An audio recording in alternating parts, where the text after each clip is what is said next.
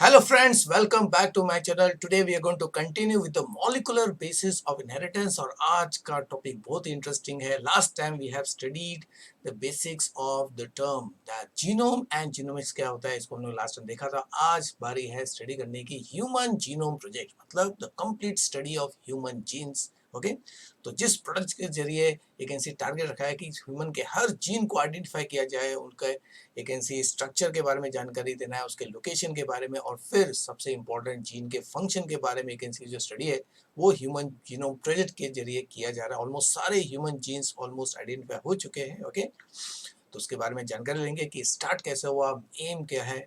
तो human genome project the complete sequence, जो last time you can see हमने conclude किया था, ह्यूमन जीनोम जो है इसको डिस्क्राइब किया जाता है कि ब्लूप्रिंट ऑफ ह्यूमैनिटी. इसका मतलब है अगर हमें सारे जीन्स के बारे में मालूम पड़ गया तो we can very easily understand the very behavior of the human and all the aspect, biological aspect of the human, including you can see the evolution part कि human का जो evolution हुआ है उसका basic source क्या है, कैसे you can see exactly evolution process human के development में हुआ है. ओके, तो चलिए, तो ह्यूमन जीनोम प्रोजेक्ट का बेसिक एकदम सिंपलेस्ट अगर हम लोग एक प्रोजेक्ट के बारे में देखेंगे तो it is the complete study of all genes present in humans. तो जितने भी ह्यूमंस हैं उन सब में एक there are some fixed number of genes, लेकिन उसमें भी सब टाइप्स होते हैं, अलील्स होते हैं. सारे जीन्स के बारे में कंप्लीट जानकारी एक जिस प्रोजेक्ट के जरिए एक we are trying to find out. Okay, और हो चुका है, ऑलमोस्ट पूरा जीनोम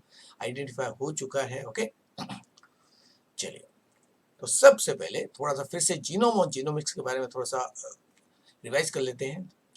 तो 1920 में एच रिंकल ने जीनोम शब्द को डिस्क्राइब किया था as the complete set of chromosomal and extra chromosomal genes of an organism, चाहे वो यूकैरियोटिक है या प्रोकैरियोटिक है, वायरस. ओके, तो उसको सिंपल टर्म्स में बोल सकते हैं हम लोग complete set of what gene.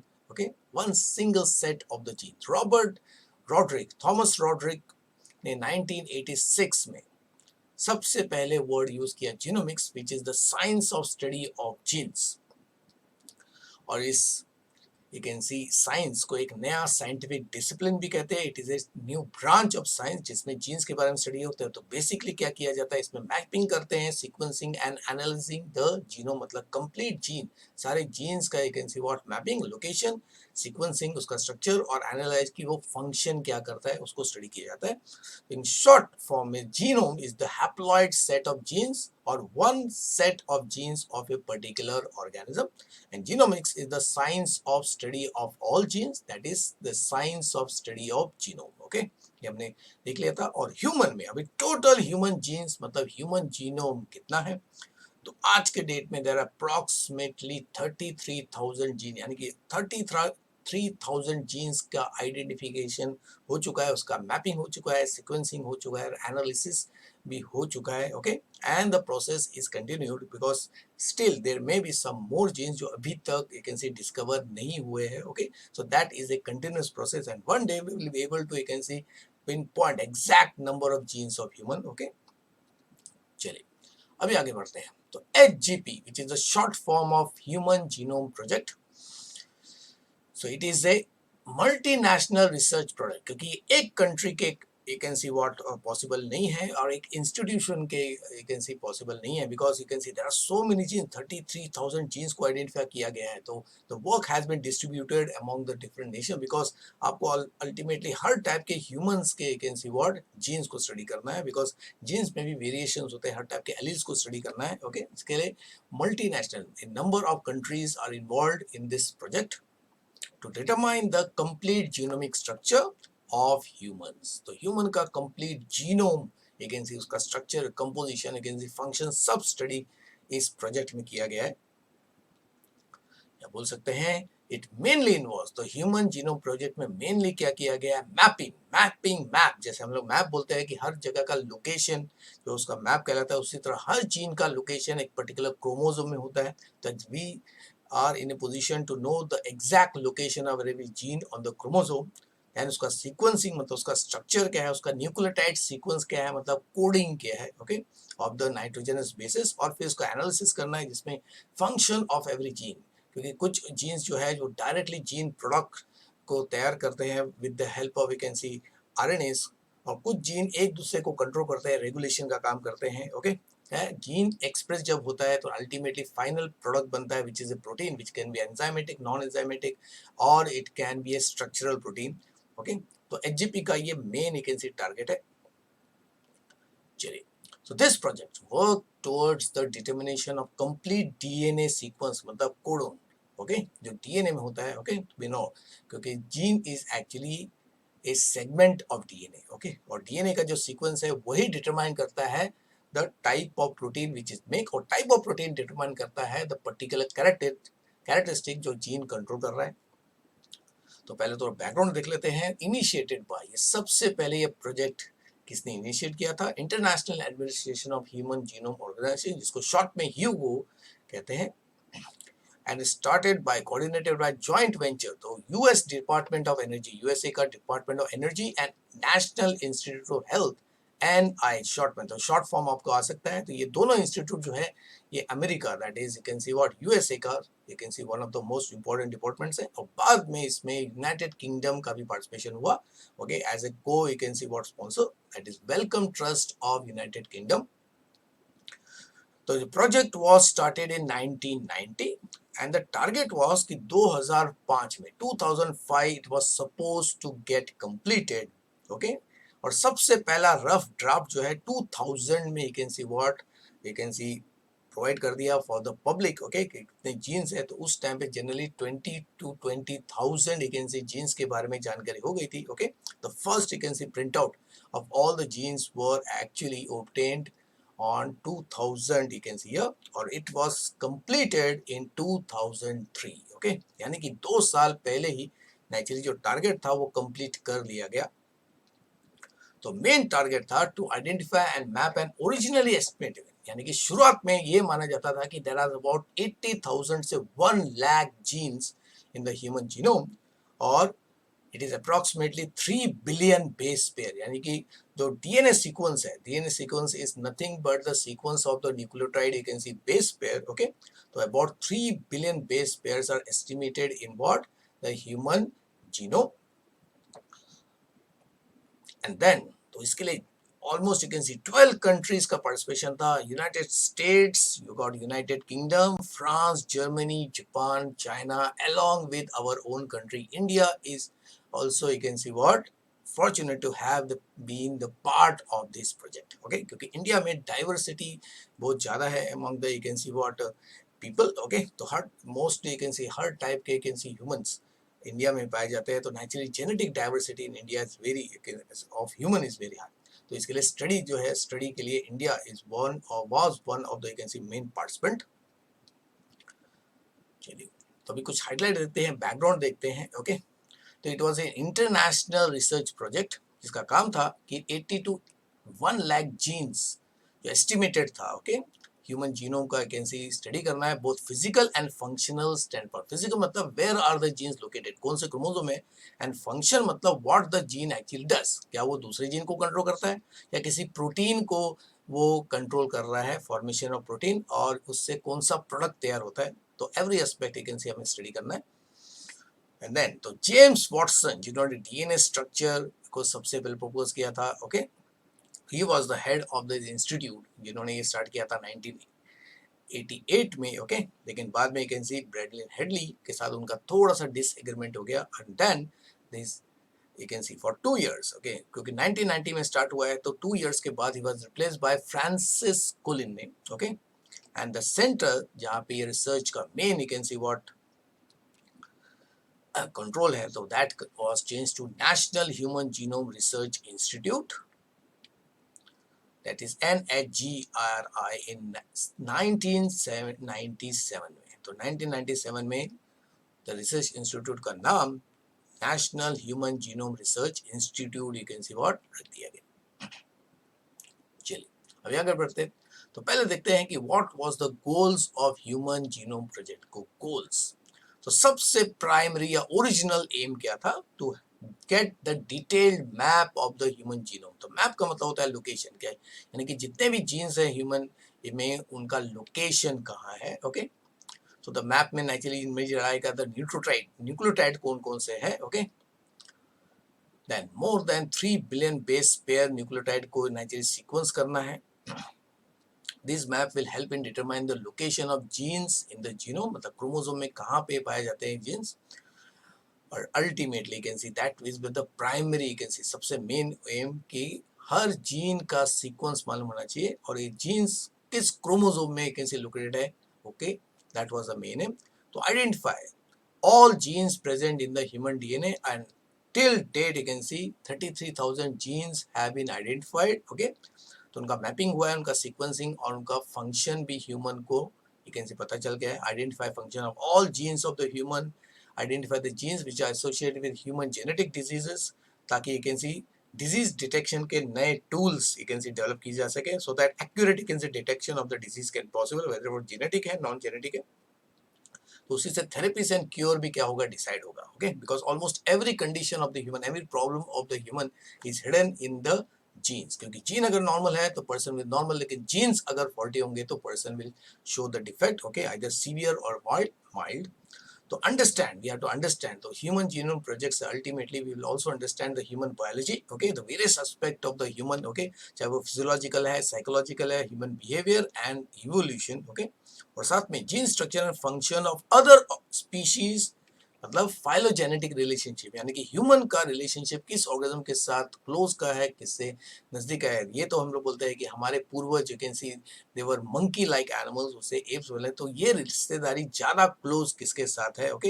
And which aspect of the you can see monkey and apes have modified जैसे ह्यूमन बना, that will be actually analyse more accurately.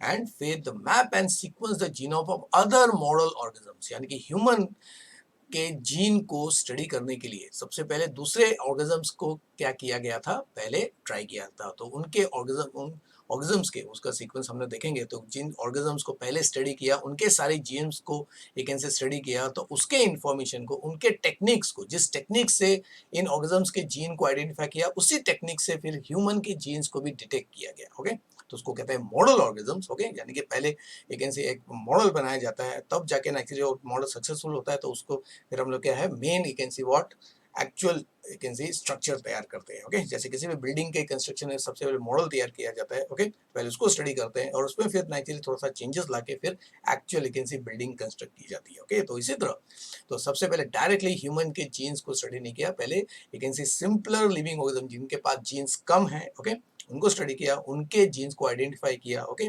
और उसी टेक्निक से, जिस टेक्निक से इन ऑर्गेनिजम्स के जीन्स को आइडेंटिफाई किया गया, ओके, उसी से फिर उसी टेक्निक को यूज करके अल्टीमेटली कि ह्यूमन के जीन्स को भी आइडेंटिफाई किया गया, ओके। तो कौन कौन से मॉडल ऑर्गेनिज्म थे हम लोग देखेंगे बाद में। चलिए, अभी main aims of human genome project क्या है, फाइनली कैन से कि mapping the entire you can say human genome, जो अभी बताया वो मेन गोल है, यानी कि जेनेटिक मैप्स तैयार करना, ओके। स्टोर द इंफॉर्मेशन, तो इतना ज्यादा information 33 genes you can see, उनका लोकेशन, उनका फंक्शन, उसका स्ट्रक्चर, ये सारा इंफॉर्मेशन जो है उसके लिए हमें कंप्यूटर टेक्नोलॉजी चाहिए, तो डेटाबेसेस में उसको कलेक्ट करना है, एनालिसिस करना है, तो डेवलप द टूल्स, ओके, या methods and techniques to analyse this data. तो उससे एक नया ब्रांच भी डेवलप हो गया जिसको बायो इन्फॉर्मेटिक्स कहते हैं, तो लास्ट में हम देखेंगे। और फिर ये जो इन्फॉर्मेशन है, इस इन्फॉर्मेशन को अलग अलग सेक्टर्स में, इंडस्ट्रीज में जहाँ पे जीन से रिलेटेड प्रोडक्ट्स तैयार किया जाता है, ओके, फिर आई कैन सी आपका एग्रीकल्चर में उसको यूज करना, और साथ में इसमें अगर कोई legal I can see what objections आते हैं, एथिकल सोशल इशू आता है, तो उसको भी हैंडल करना, okay, so that it is accepted, the knowledge is accepted, इसका कोई मिसयूज नहीं होना चाहिए, ओके। तो so all these things are the main aspects या main aims of the human genome project। चलिए नेक्स्ट देखते हैं। तो जो पहला जो मेन टारगेट है वो है मैपिंग ऑफ एवरी जीन, यानी कि location of every gene, okay, उसका structure of you can see every gene मालूम होना चाहिए। तो दो टाइप के जेनेटिक मैप्स तैयार किए गए हैं, एक है जेनेटिक लिंकेज मैप, क्योंकि हर जीन किसी न किसी दूसरे जीन के साथ रिलेटेड है, okay, they are interrelated, they control each other, okay. तो इस रिलेशनशिप का जो यू कैन सी मैप है उसको जेनेटिक लिंकेज मैप है। और दूसरा है physical exact location of the you can see what gene of a particular chromosome, क्योंकि हर जीन एक पर्टिकुलर ऑर्गेनिज्म के एक पर्टिकुलर क्रोमोसोम पे पाया जाता है, तो उसका लोकेशन, ओके। तो genetic linkage map means it determines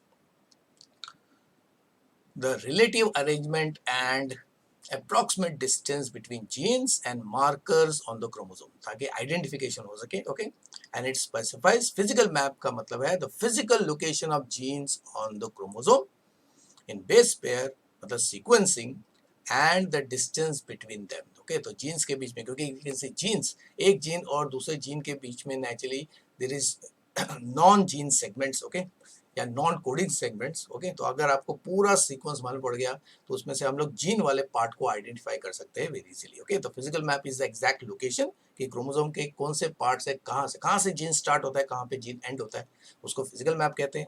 और एक जीन का दूसरे जीन के साथ जो रिलेशनशिप है, क्योंकि एक जीन को आइडेंटिफाई करने के लिए दूसरे जीन्स की भी जरूरत पड़ती है जिनको मार्कर्स कहते हैं. ओके, तो मार्कर्स में द आइडेंटिफिकेशन. ओके, चलिए अब देखते हैं तो कौन कौन से ऑर्गेनिजम्स को पहले स्टडी किया. ओके, और इन ऑर्गेनिजम्स के यू कैन सी जीनोम को स्टडी करने के दौरान जो टेक्निक्स डेवलप हुए, उन्हीं टेक्निक्स से ह्यूमन के जीनोम को भी आइडेंटिफाई किया गया.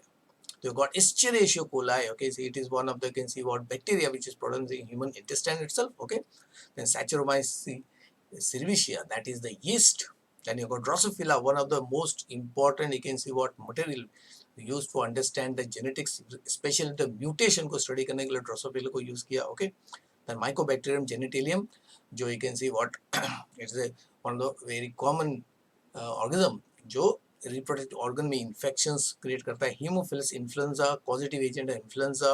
मिथेनोकोकस जेनेसी जो मीथेन प्रोड्यूस करता है, मीथेन गैस प्रोड्यूस करने वाला एक इंपॉर्टेंट ऑर्गन जो बायोगैस प्लांट का सबसे इंपॉर्टेंट इंग्रेडिएंट है. Then there is a round worm Caenorhabditis elegans, then musculus. Okay, क्योंकि generally it is seen that जितने भी मैमल्स है, क्योंकि ह्यूमन को आप स्टडी कर रहे हो, और जितने भी आपके मैमल्स है उन सब का कॉमन एंसेस्टर जो है it was A rat like animal. Okay, या माउस. ओके, क्योंकि माउस के जीन जो है वो हर एक आपके मैमल्स से रिलेट करते हैं. ओके, और फिर गॉट द प्लांट से भी. ओके, तो अरबिसो थैलियंस इज लिली प्लांट. ओके, इसके साथ भी देखना है क्योंकि ह्यूमन और प्लांट्स यानी कि एनिमल्स और प्लांट्स के बीच में भी जेनेटिक रिलेशनशिप है. ओके, तो उसको भी अंडरस्टैंड करने के लिए तो इन सारे ऑर्गेनिजम्स के जीन्स को सबसे पहले आइडेंटिफाई किया, इनके सारे जीन्स को काउंट किया गया, उनका न्यूक्लियोटाइड सीक्वेंस लेंथ सब एनालाइज किया, और इन माइक्रोजम्स या इन ऑर्गेनिजम्स के जीन्स को स्टडी करने में जो टेक्निक यूज की, उसी टेक्निक को यूज करके फिर ह्यूमन के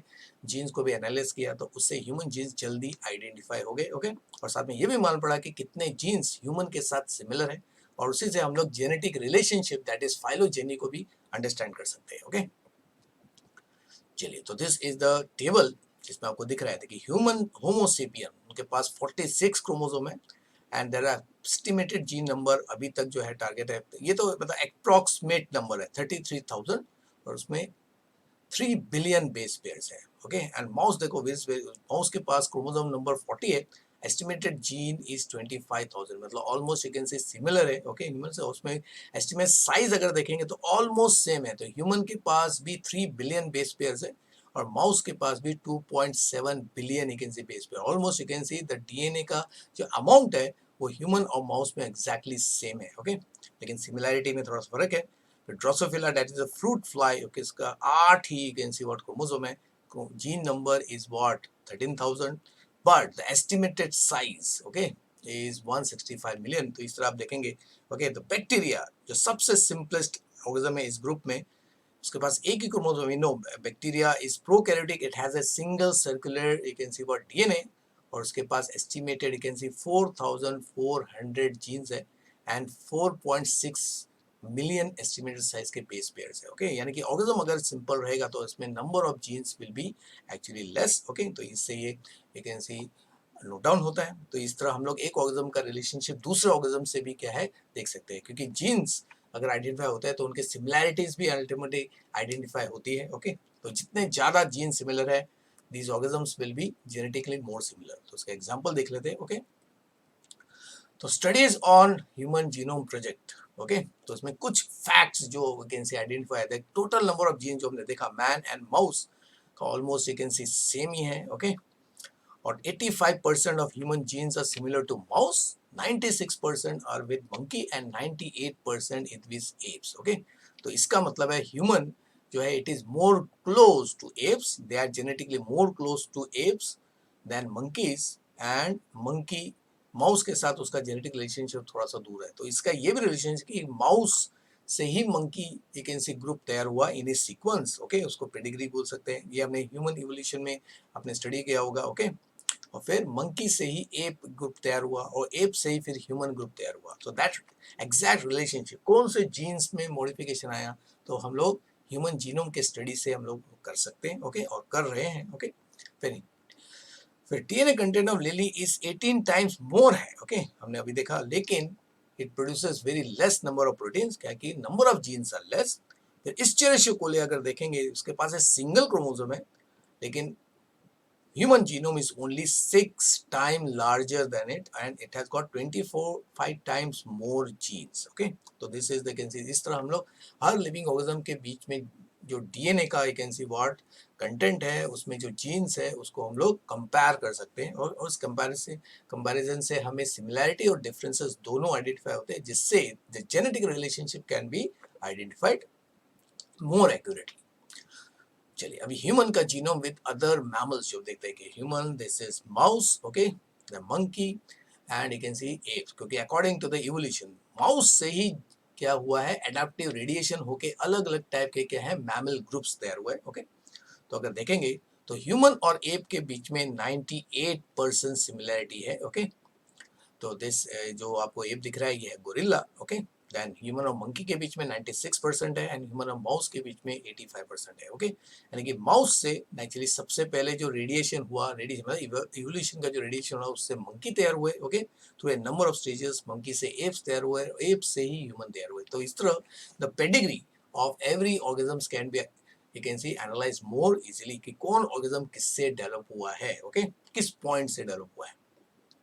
चलिए अब देखते हैं relationship of HGP with bioinformatics, okay, क्योंकि ह्यूमन जीनोम प्रोजेक्ट में आपको you can see 3 billion base pairs को एनालाइज करना है, और अप्रोक्सीमेट अभी तक 33,000 जीन्स के बारे में इंफॉर्मेशन ह्यूमन को मिल चुका है। तो it is not you can see possible with the help of pen and paper, तो it has to be done with the help of computer, super computers की जरूरत पड़ती है, और that's why the human genome project was closely associated with a rapidly developing new area of biology जिसे कहते हैं bioinformatics. तो very simple, the use of computer technology in analysing any kind of biological information. तो आज तो अभी मालूम है एज ऑफ कंप्यूटर माना जाता है, ओके। तो with the help of computer we can analyze, you can see the genes more easily and more accurately, okay। तो थोड़ा सा you can see एनालिसिस किया है कि ह्यूमन जीनोम जिसमें टोटल 3 इंटू 10⁸ बेस पेयर्स मतलब 3 बिलियन बेस पेयर्स है, तो इसको नेचुरली अब पेन एंड पेपर से एनालिसिस कर सकते हो। तो एक बेस पेयर का कॉस्टिंग सीक्वेंस का, यानी कि 1 बेस पेयर, ओके, की कॉस्टिंग को लगता है $3। तो $3 का खर्चा एक से आया है, ओके। तो टोटल कॉस्ट कितना है $9 बिलियन। तो 9 बिलियन तो सारे एक ह्यूमन के सारे जो आपके न्यूक्लियोटाइड सीक्वेंस है, ओके, उसको कॉस्ट पूरा कॉस्ट है $9 बिलियन। तो इतना डाटा जो जनरेट हुआ है, तो उसके लिए नेचुरली अगर पेन एंड पेपर यूज करेंगे तो 3,300 बुक्स और हर बुक में 1,000 पेज की जरूरत पड़ती।